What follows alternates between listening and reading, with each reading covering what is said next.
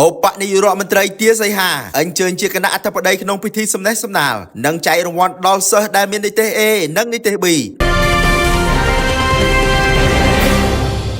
នៅព្រឹកថ្ងៃទី18ខែតុលាឆ្នាំ2025ឯកឧត្តមទាសីហាឧបនាយករដ្ឋមន្ត្រីក្រសួងការពារជាតិនិងជាប្រធានក្រុមការងាររាជរដ្ឋាភិបាលចុះមូលដ្ឋានខេត្តសៀមរាបបានចូលរួមសំណេះសំណាលជាមួយបងប្អូនប្រជាពលរដ្ឋអាណាព្យាបាលសិស្សានុសិស្សដែលទទួលបាននិទេស A និងនិទេស B ដោយសម្ដែងអារម្មណ៍សប្បាយរីករាយដោយឃើញបងប្អូនទទួលបានលទ្ធផលយ៉ាងល្អជាទីគាប់ចិត្តជាពិសេសលោកក៏បានផ្ដាំផ្ញើឲ្យមានការលើកទឹកចិត្តប្រឹងប្រែងជាបន្តទៀតដើម្បីលើកដំកើងគុណភាពនៃវិស័យអប់រំឲ្យកាន់តែរឹងមាំជានិរន្តរ៍ឯកឧត្តមទាសីហាឧបនាយករដ្ឋមន្ត្រីក៏បានផ្ដាំផ្ញើដល់ប្រជាពលរដ្ឋនិងពលករដែលត្រឡប់មកពីប្រទេសថៃប្រឈមនឹងអត់ការងារធ្វើសម្រាប់ខេត្តសៀមរាបគឺអាចស្វែងរកការងារជាមួយនឹងមន្ទីរការងារឬរដ្ឋបាលខេត្តសៀមរាបដើម្បីសួរនាំព័ត៌មានរកជំនាញនិងការងារធ្វើផងដែរបើតាមការលើកឡើងរបស់ប្រធានអប់រំយុវជននិងកីឡាខេត្តសៀមរាបលោកលីប៊ុនណាថ្លែងក្នុងពិធីសំណេះសំណាលជាមួយបងប្អូនកូនក្មួយសិស្សានុសិស្សដែលទទួលបាននិទេស A និងនិទេស B ក្នុងការប្រឡងសញ្ញាបត្រមធ្យមសិក្សាទុតិយភូមិសម័យប្រឡងថ្ងៃទី28ខែសីហាឆ្នាំ2025មណ្ឌលប្រឡង16មណ្ឌលស្មើនឹង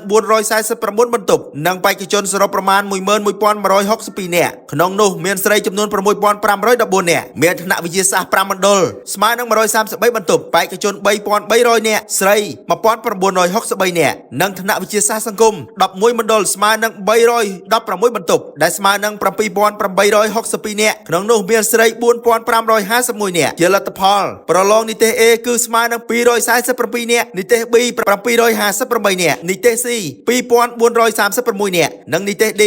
3789 នាក់និងនិទេស E 2578 នាក់ជាចុងក្រោយលោកលីប៊ុនណាបានបញ្ជាក់ថានេះជាលទ្ធផលដ៏ជោគជ័យនៃការប្រឡងមធ្យមសិក្សាទុតិយភូមិនាពេលនេះនិងកន្លងមកបានឆ្លុះបញ្ចាំងឲ្យឃើញស្មារតីទទួលខុសត្រូវសាមគ្គីកិច្ចសហការល្អក្នុងដំណើរឆ្ពោះទៅកាន់គោលដៅអភិវឌ្ឍដោយចីរភាពនិងការគាំទ្រអនុវត្តសម្រេចបាននៅចក្ខុវិស័យរបស់រាជរដ្ឋាភិបាលឆ្នាំ2030និងឆ្នាំ2050